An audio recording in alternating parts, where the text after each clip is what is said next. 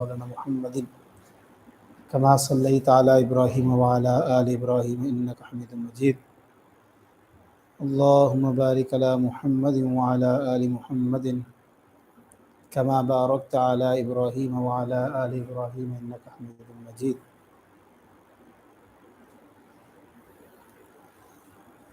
ربي اشرح لي صدري ويسر لي أمري واحلل عقدة من لساني يفقهوا قولي۔ سامعین محترم، میں آج کے درس میں آپ کو خوش آمدید کہتا ہوں۔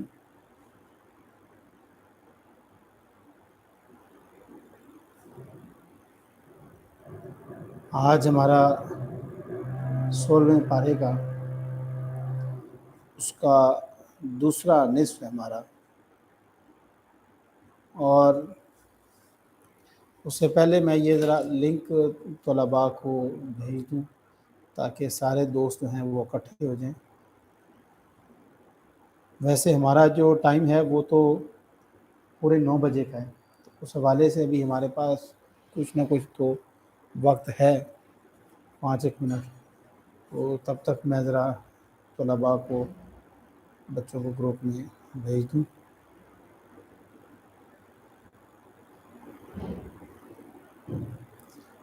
آپ لوگوں سے ہم نے جو کل گفتگو کی تھی وہ 16ویں پارے کے حوالے سے تھی، اور اس میں ہم نے اس کا پہلا پورشن پڑھا تھا جس میں بہت زیادہ واقعات آئے تھے ہمارے پاس۔ حضرت موسیٰ علیہ السلام کا تھا، حضرت ابراہیم علیہ السلام کا تھا، اور دیگر انبیاء اکرام علیہ السلام کے واقعات تھے۔ آج بھی انشاءاللہ تعالی ہم کوشش کریں گے کہ اس کے جو نفس پارے میں ہمارے پاس موجود ہیں واقعات، ان کو ہم ڈیٹیل میں جا کے تو بیان نہیں کر سکتے، چونکہ ڈیٹیل میں اگر بیان کریں گے تو اوبیسلی ہمارا وقت بہت تھوڑا رہ جاتا ہے۔ تو آج انشاءاللہ تعالی ان واقعات کو انتہائی مختصر انداز میں پیش کریں گے۔ آج ہمارے پاس جو پارہ نمبر 16 اس کا دوسرا نصف ہے، اس میں جو شروع ہوتا ہے وہ سورۃ طٰہٰ شروع ہوتی ہے۔ اچھا، سورۃ طٰہٰ کے بارے میں بھی میں آپ کو تھوڑا سا ہی بتاتا چلوں کہ قرآن پاک میں سورۃ طٰہٰ سے متعلق جو بیان کیا گیا وہ یہ ہے کہ اگر کسی کو جادو ہو، اور اس کے اوپر ہمارے ہاں یہ مشہور ہو جاتا ہے کہ کسی نے جادو کر دیا، تو اگر وہ اس کو پانی میں دم کر کے اس کو پلا دے، یا اپنے چاروں جو کمرے کے چاروں کارنر ہوتے ہیں اس میں دم پڑ کے اس پانی کو چھٹے مار دے، تو انشاءاللہ تعالی اس سے یہ جادو بھی جاتا رہتا ہے۔ کیونکہ اس میں سامری جادوگر اور ان تمام چیزوں کے متعلق بیان کیا گیا ہے، اس لیے اس کو اس لیے سمجھا جاتا ہے کہ جادو کو زائل کرتی ہے۔ اگر سورۃ طٰہٰ شروع ہوتی ہے، شروع ہوتے ہی اللہ تبارک تعالیٰ نے ارشاد فرمایا کہ یہ قرآن مجید نصیحت ہے ان لوگوں کے لیے جو ڈرتے ہیں۔ گویا قرآن مجید ہر شخص کو فائدہ نہیں دے سکتا، یہ ذہن میں رکھیے گا۔ اگر کوئی یہ شخص سمجھتا ہے کہ میں قرآن مجید کو پڑھوں گا تو مجھے فائدہ ملے گا، قرآن پاک صرف اسی شخص کو فائدہ دے سکتا ہے جو شخص اس سے ڈرتا ہے، خوف رکھتا ہے، اللہ تبارک تعالیٰ کا اس کے دل میں تقویٰ ہے، پرہیزگاری ہے، تو اس کو وہ فائدہ دے گا۔ اس کے بعد حضرت موسیٰ علیہ السلام کو کوہ طور پر جو اللہ تعالیٰ نے بلایا اور آگ کے ذریعے بلایا، اس میں بڑا خوبصورت واقعہ ہے۔ ایک اعتراض ہے اس میں، وہ یہ اعتراض ہے کہ ملحدین جو ہیں، یا آپ سمجھ لیں کہ وہ لوگ جو آگ کی پرستش کرتے ہیں، وہ اعتراض کرتے ہیں کہ دیکھیں جی حضرت موسیٰ کو تو آگ سے آواز آئی تھی، اب جب آگ سے آواز آئے گی تو ظاہری بات ہے جب آگ کی پوجا کرنے والے تو یہ دعویٰ کریں گے نا کہ جی دیکھیں حضرت موسیٰ کو تو جی آگ سے آواز آئی تھی، حضرت موسیٰ نے تو آگ کی طرف رجوع کیا۔ اللہ کے بندو، آگ ایک اشارہ تھا بلانے کے لیے، آگ سے آواز نہیں آئی، آگ صرف اشارہ تھا بلانے کے لیے۔ اللہ تعالیٰ کی آواز غیب سے آئی تھی، ندا جو آئی تھی وہ غیب سے آئی تھی، اور اگر مان لیا جائے کہ یہ آواز جو تھی وہ آگ سے ہی آئی تھی، تو اس سے کیا یہ ثابت ہو جاتا ہے کہ وہ آگ خدا تھا؟ کیا اب دیکھیں، ہمیں ذرے ذرے میں کبھی کبھی ہم کوئی چیز ایسی دیکھتے ہیں کہ ہمارے منہ سے نکلتا سبحان اللہ، کیا قدرت ہے، تو اب کیا وہ پرندہ یا وہ جو چشمہ یا جو چیز ہم دیکھ کے ہمارے منہ سے سبحان اللہ نکلا ہے کیا وہ خدا ہے؟ در حقیقت اس کی قدرت ہے جس کا مظہر اس میں اس وقت نمایاں ہوتا ہے۔ اس کے بعد اللہ تبارک تعالیٰ نے حضرت موسیٰ علیہ السلام سے پوچھا وما تلک بیمینک یا موسیٰ، تیرے ہاتھ میں کیا ہے؟ قال ہی عصا، اے میرے پروردگار میرے ہاتھ میں عصا ہے۔ اب حضرت موسیٰ علیہ السلام اس عصا کے فوائد گنوانے لگ پڑے کہ یا اللہ اس سے میں زمین میں گاڑتا ہوں تو یہ درخت بن جاتا ہے، میں اس کو رسی کے طور پہ استعمال کرتا ہوں، میں اس کو ڈول کے طور پہ استعمال کرتا ہوں، چیزیں بتاتے گئے۔ لیکن اب یہاں پر یاد رکھیے گا اللہ تعالیٰ نے حضرت موسیٰ علیہ السلام کو آگے چل کر فرعون کے سامنے کھڑا کرنا تھا، اور آپ کے ہاتھ میں جو عصا تھا اس کو بطور معجزہ پیش کر کے وہاں پر ایک اژدہا بنانا تھا۔ تو حضرت موسیٰ علیہ السلام سے کہا موسیٰ ذرا اس ڈنڈے کو پھینک تو صحیح، جب پھینکا تو وہ اژدہا بن گیا۔ تو حضرت موسیٰ علیہ السلام فطرتی طور پر تھوڑا سا ڈر کے پیچھے ہٹے یا گھبرا گئے، تو اللہ تعالیٰ نے فرمایا کہ موسیٰ گھبرا نہیں، اس کو تھام لے، بلکہ یہ عام عصا بن جائے گا۔ اور اسی طرح وہاں حضرت موسیٰ نے جب اس کو واپس ہاتھ میں تھاما تو وہ عصا بن گیا۔ یہ میرا خیال ہے حضرت موسیٰ علیہ السلام کو پریکٹس کروائی گئی، چونکہ موسیٰ کے جانے سے حضرت موسیٰ اور حضرت ہارون نے جب فرعون کے دربار میں جانا تھا تو فرعون کے دربار میں وہاں پر یہ پریکٹس ہونی تھی، تو اگر وہاں پر اس طرح ہو جاتا تو یہ معاملہ درست نہ ہوتا۔ تو اللہ تبارک تعالیٰ نے اس سے پہلے حضرت موسیٰ کو ایک دفعہ اس کی جھلکی دکھا دی۔ پھر اس کے بعد حضرت موسیٰ علیہ السلام کی مشہور دعا قال رب اشرح لی صدری ویسر لی امری واحلل عقدۃ من لسانی یفقہوا قولی، اے میرے پروردگار میرا سینہ کھول دے اور میری زبان میں جو اڑکن ہے، یہ اڑکن جو ہے وہ کیوں آئی تھی؟ حضرت موسیٰ علیہ السلام کو چونکہ اللہ تعالیٰ نے فرعون کے دربار میں پرورش چڑھایا، اب وہاں پر چونکہ اس کو خدشہ تھا کہ یہ وہی شخص ہے، یہ وہی بچہ ہے جو میری سلطنت کو الٹے گا، تو اس نے کیا کیا، ایک لال رکھا اور ایک بالکل جلتا ہوا سلگتا ہوا کوئلہ رکھا۔ اب جب یہ رکھا تو اس نے کیا کیا، اس نے کہا اگر تو یہ کوئلے کی طرف جائے گا تو سمجھ لو یہ عام بچہ ہے، اور اگر یہ اس کی طرف جائے گا تو میں سمجھ جاؤں گا کہ یہ وہ عام بچہ نہیں ہے۔ تو اسی طرح حضرت موسیٰ علیہ السلام لال کی طرف جا رہے تھے تو حضرت جبرائیل نے آپ کا ہاتھ پکڑ کے کوئلے پہ رکھا، جس سے پھر آپ نے اس کوئلے کو اپنی زبان پہ رکھا اور آپ کی زبان جل گئی، جس سے آپ کی زبان میں ہلکی سی لڑکنت سی آ گئی، زبان اڑنا شروع ہو گئی۔ تو سامعین محترم یہاں پر یہ یاد رکھیے گا حضرت موسیٰ علیہ السلام نے 3 دعائیں یہاں پر مانگی تھی۔ ایک تو یہ کہ یا اللہ میرا سینہ کھول دے، نمبر 2 اے میرے پروردگار میری زبان کو درست کر دے، گویا جب میں بولوں تو میں پھر رواں بولتا رہوں، فرافر بولتا رہوں، فرفر بولتا رہوں۔ اس کے بعد ایک دعا مانگی اے میرے پروردگار مجھے وجعلنی وزیرا من اہلی، مجھے ایک وزیر عطا کر دے، مجھے ایک وزیر بنا دے، اور وہ وزیر کون ہوگا؟ ہارون اخی، ہارون میرا بھائی۔ گویا آپ یہ دیکھیں کہ حضرت موسیٰ دعا مانگتے جا رہے ہیں، اللہ قبول کرتا جا رہا ہے۔ اس سے ایک بات یہ بھی ثابت ہوتی ہے کہ ہمارے ہاں لوگ دعا مانگنے میں بڑے بخیل ہیں۔ وہ دعا کیسے مانگتے ہیں؟ یا اللہ بس میں اتنا ہی دے دے، 10-15 ہزار کی نوکری دے دے، یا اللہ بس چھوٹا سا، وہ چھوٹا ہی ملتا رہتا ہے۔ وہ بھائی بڑا مانگو اللہ سے، اللہ وحدہ لا شریک کے خزانوں میں کوئی کمی نہیں ہے، بلکہ قرآن پاک میں اللہ تبارک تعالیٰ کے مقام پہ ارشاد فرماتا ہے کہ انسان تو اتنا بخیل ہے کہ اگر اس کو میں اپنے خزانوں پہ بٹھا دوں تو یہ اس میں بھی بخل کرے گا کہ کہیں یہ ختم نہ ہو جائے۔ تو ہمارے ہاں بخل ہے، ہم دعا میں بھی بخل کرتے ہیں۔ گویا دعا بھی جب مانگیں گے اتنی چھوٹی سی، بس یا اللہ 2 ٹائم کی روٹی مل جائے، بھائی 2 وقت ہی ملے گی پھر باپ کو۔ اللہ کے بندو دیکھو حضرت موسیٰ جو دعا مانگتے جا رہے ہیں وہ قبول ہوتی جا رہی۔ گویا اللہ سے ہم دعا مانگتے چلے جائیں گے، وہ ہماری دعاؤں کو قبول کرتا چلے گا۔ اس کے بعد حضرت موسیٰ علیہ السلام کا واقعہ بیان کیا گیا اور فرمایا موسیٰ یہ کہ ہم نے تم پہ پہلی دفعہ احسان نہیں کیا، بلکہ اس سے پہلے بھی ہم تم پر احسان کر چکے ہیں۔ یاد کرو جب تمہیں صندوق میں ڈال کے پھینک دیا گیا تھا، تمہیں بہا دیا گیا تھا، اور تمہاری بہن پیچھے پیچھے دوڑتی تھی، اور تمہاری ماں کو ہم نے وحی کی تھی کہ اگر تم چاہتی ہو کہ بچے کی سلامتی ہو، بچہ بچ جائے، تو اس کو تم کیا کرو، اس میں صندوق میں ڈال کے ندی میں یا جو وہ سمندر جو بھی دریا تھا اس میں ڈال دیا، اور وہ چلتا چلتا فرعون کے دربار سے چونکہ اس کی ایک آپ سمجھ لہر نکلتی تھی، تو وہاں پر اس نے چونکہ اس طرح کا نظام بنا رکھا تھا کہ وہ دریا جو تھا اس کے اندر سے گزرتا تھا محل کے۔ جب وہاں پر پہنچا تو آسیہ جو تھی انہوں نے ان کو پکڑ لیا اور صندوق میں دیکھا ایک بڑا خوبصورت بچہ، اس نے پالنے کی ضد کی، لیکن چونکہ فرعون کو خدشات تھے کہ کوئی ایسا بچہ پیدا ہوگا جو میری سلطنت کو گرائے گا، اور اسی طرح آگے چلتے چلتے پھر آپ نے حضرت موسیٰ نے یعنی کہ کسی دائی کا دودھ ہی نہیں پیا، اور اللہ تعالیٰ نے چونکہ آپ کی والدہ سے یہ وعدہ کر رکھا تھا کہ ہم واپس تیری طرف ہی لوٹائیں گے، تو وہ جو بچی تھی یعنی کہ جو آپ کی بہن تھی، اس نے جب یہ سارا معاملہ دیکھا تو اس نے کہا کہ میں آپ کو بتاتی ہوں کہ ایک ایسی خاتون ہے کہ جو بچوں کو دودھ پلاتی ہے اور کوئی بھی بچہ اس کے ساتھ جو ہے وہ مل جاتا ہے، تو اگر آپ اس سے ٹرائی کریں، کوشش کریں۔ تو حضرت موسیٰ کی ہی والدہ کو بلایا گیا، تو حضرت موسیٰ کی والدہ کے ہی پاس پھر آپ کی پرورش ہوئی۔ اس کے بعد اللہ تبارک تعالیٰ نے حضرت موسیٰ علیہ السلام کے متعلق ایک اور جو معجزہ جو بیان فرمایا، وہ ید اللہ فوق ید بیضا تھا۔ وہ اللہ نے فرمایا اپنا ہاتھ بغل میں ڈالو، جب باہر نکالا تو وہ چمکتا ہو گیا۔ سامعین محترم، یہاں پر ایک بڑا خوبصورت نقطہ ہے۔ وہ نقطہ کیا ہے کہ آپ دیکھیں کہ جس نبی کے جو معاملہ پیش آیا اس دور میں وہی معجزہ پیش کیا گیا۔ فار ایگزامپل حضرت موسیٰ علیہ السلام کے دور میں جادو بڑے زور پہ تھا، جس طرح کہ سامری جادوگر تھا، اور پھر فرعون کے دربار میں اتنے جادوگر تھے، تو اللہ تعالیٰ نے آپ کو معجزے بھی ویسے عطا کیے۔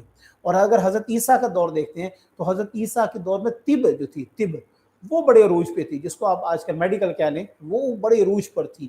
تو بڑے بڑے حکیم اور بڑے بڑے طبیب ہوتے تھے، لیکن پھر بھی کوئی طبیب بھی کسی نابینا کو بینائی نہیں دے سکتا تھا، کسی کوڑی کو شفا نہیں دے سکتا تھا، لیکن حضرت عیسیٰ علیہ السلام کو اللہ نے وہی معجزے عطا کیے جو اس وقت کے بڑے بڑے حکماء بھی وہاں پر عاجز رہ گئے۔ اور اگر آپ اسی طرح مدینے کی گلیوں میں چلنے والے محمد رسول اللہ صلی اللہ علیہ وسلم کو دیکھتے ہیں کہ عرب کو غرور تھا، عرب کو تکبر تھا، وہ اپنی زبان پر بڑے نازاں تھے۔ تو اللہ تبارک تعالیٰ نے پھر یہ کلام ان کے پاس جب نازل کیا تو بڑے بڑے کلام کرنے والے، بڑے بڑے علم الکلام کے ماہر، بڑے بڑے لغت کے ماہر جو ہے وہاں پر عاجز آ گئے۔ تو اللہ تبارک تعالیٰ وہی معجزے عطا کرتا ہے جو اس دور میں ایگزسٹ کر رہے ہوتے ہیں۔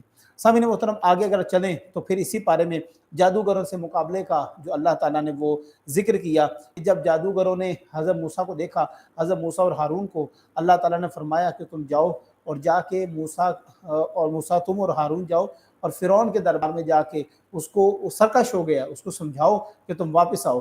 تو جب یہ دونوں سمجھانے کے لیے گئے اور جاتے ساتھ وہاں پر مکالمہ ہوا، اور ایک بڑا طویل مکالمہ ہوا، اس کے بعد جادوگروں نے فرعون سے کہا اچھا یہ بتاؤ کہ اگر ہم جیت جاتے موسیٰ سے تو ہمیں کیا ملے گا؟ تو پھر فرعون کے جناب وہ ورڈ سنے، فرعون کہتا ہے کہ اگر تم جیت گئے اور موسیٰ کو ہرا دیا تو تمہیں میری قربت مل جائے گی۔ قربت سے مراد یہ ہے کہ تم میرے قریب تر ہو جاؤ گے، تم اتنے قریب ہو جاؤ گے کہ ہر معاملے میں، ہر بات میں تمہیں شریک کیا جائے گا۔ اور پھر اسی طرح جب موسیٰ علیہ السلام کے ساتھ مقابلہ ہوتا ہے تو وہ پوچھتے ہیں یا موسیٰ اما، اے موسیٰ کیا تم پہلے وہ ڈالو گے جو تم ڈالنا چاہتے ہو یا ہم اپنا کچھ دکھائیں؟ تو حضرت موسیٰ علیہ السلام فرماتے ہیں تم نے جو کرنا کرو۔ پھر انہوں نے اپنے وہ چھوٹے چھوٹے جناب رسیاں پھینکی، وہ سانپ بن گئے۔ جب سانپ بنے تو حضرت موسیٰ علیہ السلام کو اللہ تعالیٰ کی طرف سے ایک وحی آئی کہ اے موسیٰ اب ذرا عصا پھینکیے۔ جیسے پھر حضرت موسیٰ نے اپنا عصا پھینکا تو وہ عصا سپولے سے تھے، سانپ تھے، چھوٹے چھوٹے نیولے تھے، سب کو نگل گیا۔ اور جیسے نگلا تو فرعون ہکا بکا رہ گیا اور دنگ رہ گیا۔ اس نے کہا بے شک یہ دونوں بہت بڑے جادوگر ہیں۔ اور وہاں پر چونکہ جادوگر موجود تھے اور ان کو پتا تھا کہ جو ہم نے کیا وہ تو جادو ہے، لیکن یہ جو موسیٰ نے کیا یہ جادو نہیں ہے، یہ جو موسیٰ نے کی ہے وہ جادو نہیں ہے۔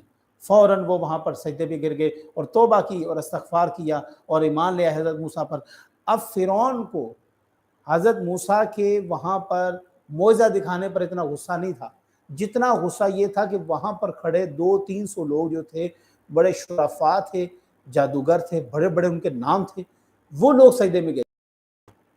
اس کو اس بات کا غصہ چڑھا کہ میرے سے پوچھے بغیر دین انہوں نے ایک دم بدل لیا۔ پھر فرعون کو جب غصہ آیا تو فرعون نے کیا کیا؟ فرعون تمہیں نہیں چھوڑوں گا۔ تو اللہ تعالیٰ نے حضرت موسیٰ علیہ السلام کو حکم دیا کہ اے موسیٰ اب راتوں رات اپنی قوم کو لے کے نکل جائیں۔ تو پھر قوم موسیٰ کو اللہ تعالیٰ کے حکم سے حضرت موسیٰ نے لیا اور چل دیے۔ اسی طرح پھر آگے پورا طویل ایک واقعہ ہے جو کہ اگر آپ میرے خیال کئی بار آپ سن چکے ہوں گے کہ حضرت موسیٰ علیہ السلام لے کر نکلے تو ساتھ ہی پھر سمندر کی طرف گئے، تو سمندر کی طرف سے آپ نے اشارہ کیا، اپنا عصا مارا، اس نے رستہ دیا، قوم کو لے کے نکل گئے۔ یہ ایک طویل واقعہ الغرض۔ یہاں سے اگر آگے دیکھیں تو پھر حضرت موسیٰ علیہ السلام کی کوہ طور پر اللہ تعالیٰ سے ایک ملاقات ہوتی ہے۔ اب یہ ملاقات بڑی امپورٹنٹ تھی۔ اگر آپ غور کریں تو 30 دن ڈیسائیڈ ہوئے تھے حضرت موسیٰ کے درمیان اور اللہ کے درمیان. ملاقات 30 دن کی تھی. وہ آپ اعتکاف کہہ لیں، وہ روزہ کہہ لیں، وہ جس طرح بھی آپ کہہ لیں. حضرت موسیٰ علیہ السلام نے 30 دن وہاں پر قیام کیا. لیکن اچانک ہوا کہ اللہ تعالیٰ نے فرمایا موسیٰ تم 10 دن اور رک جاؤ. حضرت موسیٰ نے عرض کی اے پروردگار، اے میرے مالک، خالق، رازق، میری اور آپ کی 30 دن کی ڈیسائیڈ ہوئی ہے، اور یہ لوگ جو ہیں یہ تو بڑے اتاولے پڑ جائیں گے، اور پھر میرے ساتھ میری قوم کے سردار بھی ہیں، تو آپ کی مہربانی. اللہ تعالیٰ نے فرمایا کہ اس میں بھی تمہیں کچھ نیا عطا کیا جائے گا، کچھ اور چیز دی جائے گی. اب ظاہری بات ہے یہ اللہ کا معاملہ ہے، پیغمبر خدا کا معاملہ ہے. قوم نے وہاں پر انتظار کیا جو بڑے بڑے سردار تھے، لیکن یہ انتظار کیوں کروایا گیا؟ سوال یہ پیدا ہوتا ہے جب 30 دن ڈیسائیڈ ہوئے تھے تو 10 دن ایکسٹرا کیوں بڑھا دیے گئے؟ اصل میں پیچھے جو ایک کام ہو رہا تھا آپ کی قوم کے ساتھ وہ یہ تھا کہ قوم بھٹک رہی تھی. قوم سامری جادوگر کے وہ چنگل میں آ رہی تھی، اور سامری جادوگر نے بچڑا لیا اور فرعون کے دربار سے نکلتے وقت جو انہوں نے وہاں سے اپنا ساز و سامان اکٹھا کیا تھا، وہ اکٹھا کرنے کے بعد کیا کیا؟ اس نے اس سے سونے کا بچڑا بنایا. بچڑا بنانے کے بعد اس نے جادو کیا، اور جادو کس پہ کیا؟ حضرت جبرائیل علیہ السلام کے قدموں کی مٹی کو اللہ تعالیٰ فرماتا ہے اس نے اس کے نشان سے، اب وہ خود پوچھ رہے ہیں جب حضرت موسیٰ آئے واپس اور آ کر دیکھا کہ یہ کیا کام ہو رہا ہے، آپ نے حضرت ہارون کو پکڑا، ان کی داڑھی سے پکڑا، ان کے بالوں سے پکڑا اور ان کو جھنجھوڑا اور کہا کہ یہ کیا کیا تو نے میرے بھائی؟ حضرت ہارون کہتے ہیں میرے بھائی مجھے اتنی سختی سے نہ پکڑو، میں نے اس قوم کو بڑا سمجھایا، لیکن اس سامری نے میری ایک بات نہیں سنی اور یہ سب کچھ کیا دھرا اس کا. اب وہ سامری سے پوچھتے ہیں ہاں جی سامری بتاؤ کیا معاملہ ہے؟ تو اس نے بڑے آرام سے کہا، اس نے کہا جی کوئی مسئلہ نہیں ہے، میں نے کچھ چیزیں اکٹھی کی ہیں اور میں ان کو بتانا چاہتا کہ تمہارا حقیقی خدا کون سا ہے. اور جبرائیل کے جو پاؤں تھے، ان کے جو گزرنے والے نشان تھے، وہاں سے ایک مٹھی بھر مٹی لی اور اس کے بعد میں نے اس بچڑے میں ڈال دی اور جو میں نے پڑھنا تھا وہ پڑھ دیا. اب وہ ان سے کلام کرتا ہے. الغرض بچڑے کا کلام کرنا اس قوم کے لیے ظاہری بات ہے. اب دیکھیں ہم نے اکثر گھر میں کچھ چیزیں رکھی ہوتی ہیں، بت شوت ہمارے گھر میں بھی پڑے ہوتے ہیں، کسی نہ کسی صورت میں کوئی شکل پڑی ہوتی ہے، تو اگر وہ ایک دم کلام کرنے لگ پڑے تعجب تو ہوگا کہ یار یہ کیا ہے. اور پھر جب اس میں سے کوئی ایسی آواز ہے کہ میں تمہارا معبود ہوں اور تم میری عبادت کرو، تو پھر قوم تو پھر جھانسے میں آ جانی تھی نا. الغرض یہاں پر حضرت موسیٰ علیہ السلام نے پھر سامری کا جادو بھی توڑا اور پھر اس کو بھی توڑا، وہ جو انہوں نے بچڑا بنایا تھا، اور اس کو پھر ریزہ ریزہ کر کے پھینک دیا. بعد میں اللہ تعالیٰ فرماتا ہے کہ جب سور پھونکا جائے گا، یہ اب آخرت کا منظر بیان کیا جا رہا ہے، جب سور پھونکا جائے گا تو لوگ اپنی قبروں سے اٹھیں گے اور ایک دوسرے کے کان میں سرگوشی کریں گے. اور وہ سرگوشی کیا ہوگی؟ وہ پوچھیں گے کہ ہم کتنے دن اس قبر میں لیٹے رہیں، کیا ہم 8 دن، 10 دن، 15 دن، 20 دن؟ لیکن میکسیمم لوگ 10 دن کا نام لیں گے کہ شاید ہم 10 دن اس قبر میں سوئے رہیں.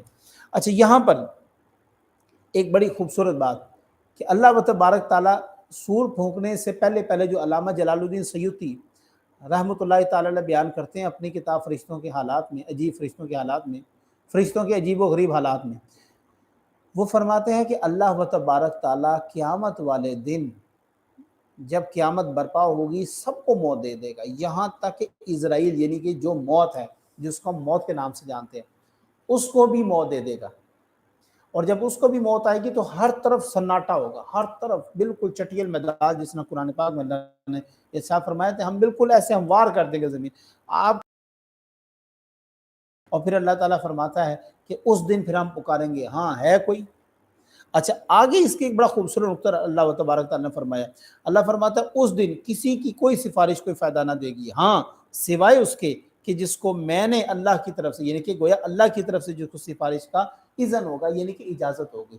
اچھا یہ قرآن پاک کی آیت اور ایک حدیث مبارکہ میں سرکار دو عالم صلی اللہ علیہ وسلم نے فرمایا کہ کل بروز حشر جب سور پھونکا جائے گا تو سارے نفسا نفسی کے عالم میں ہوں گے، جب دوبارہ اٹھائے جائیں گے، لیکن اللہ و تبارک تعالیٰ مجھے اجازت دیں گے، مجھے بلائیں گے، مجھے اجازت دیں گے اور میں اللہ تعالیٰ کے سامنے سر بسجود ہو جاؤں گا، میں سجدے کی حالت میں چلا جاؤں گا اور دعا پڑھتا رہوں گا، جو کچھ مجھے سکھایا جائے گا میں اس کو پڑھتا رہوں گا، یہاں تک کہ جب تک اللہ کی مرضی ہوگی میں وہاں پر بیٹھا رہوں گا سجدے میں. پھر اللہ تعالیٰ فرمائے گا کہ آپ اپنا سر اٹھائیے، مانگیے کیا مانگتے ہیں. پھر نبی کریم علیہ السلام نے فرمایا کہ میں سفارش کروں گا، اے پروردگار اس امت پر رحم فرما، تو ایک دہائی حصہ چھوڑ دیا جائے گا۔ پھر میں اسی طرح سجدے میں جاؤں گا جتنی دیر میرا پروردگار چاہے گا، جو میں کلمات میرے پروردگار نے سکھائے ہوں گے انہیں ادا کرتا رہوں گا۔ پھر اللہ فرمائے گا اٹھیے اور بولیے، پھر آپ صلی اللہ علیہ وسلم پھر فرمائیں گے، عرض کریں گے اے پروردگار کہ میری امت کو چھوڑ دیجئے۔ یہ معاملہ چلتا جائے گا، گویا قیامت والے دن جو اللہ تعالیٰ جس کو چاہے گا۔ ویسے حدیث میں آپ صلی اللہ علیہ وسلم کا نام ہے اور آپ نے خود اس کی تصحیح بھی فرمائی ہے۔ اس آیت کے ماتحت نبی کریم علیہ السلام نے خود ارشاد فرمایا کہ میں خود اس میں کروں گا۔ آگے قرآن پاک کے بارے میں اللہ تعالیٰ ارشاد فرماتا ہے کہ قرآن پاک کو پڑھنے میں جلدی نہ کیا کرو۔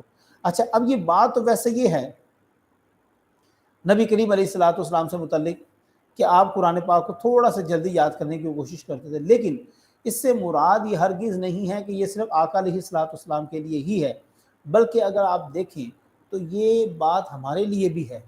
گویا ہمیں بھی قرآن مجید کو آرام سے ٹھہر ٹھہر کے پڑھنا چاہیے، اور آگے اللہ تبارک تعالیٰ فرماتا ہے کہ دعا سے کیجیے وَقُلْ رَبِّ زِدْنِی عِلْمًا، اے پروردگار میرے علم میں اضافہ فرما۔